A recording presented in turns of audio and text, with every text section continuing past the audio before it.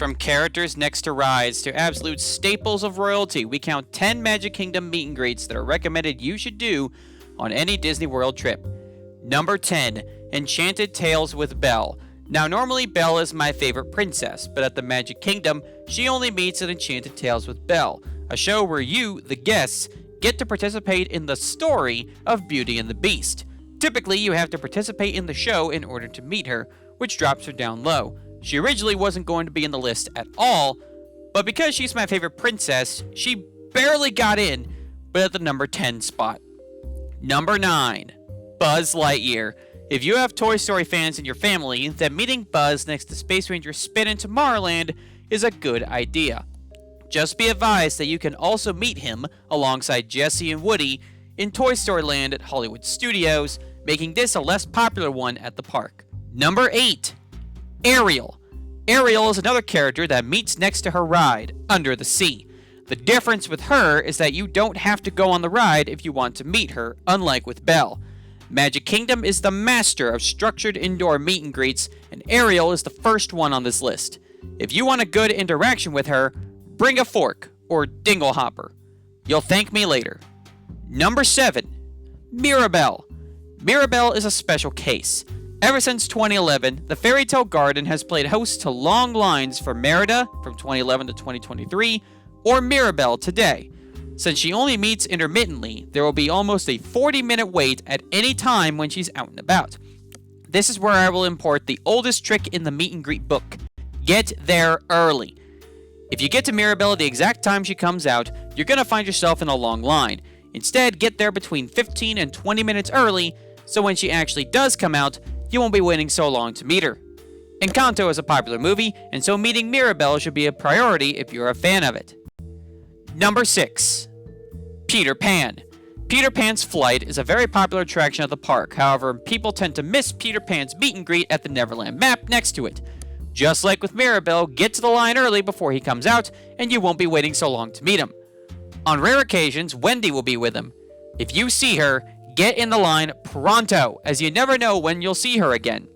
Myself, I saw her on my last trip, but couldn't do it because I had a reservation for Pecos Bill at the time. If you don't have a reservation or have a late reservation, go ahead and take your chance and get in the line. If you have an earlier reservation, then maybe you should probably check your priorities. Number 5, Anastasia and Drizella. Do you think you have a hunk in your family? Go see the Stepsisters and see what they think. You'll love the shenanigans when they fight over any suitable guy they come across.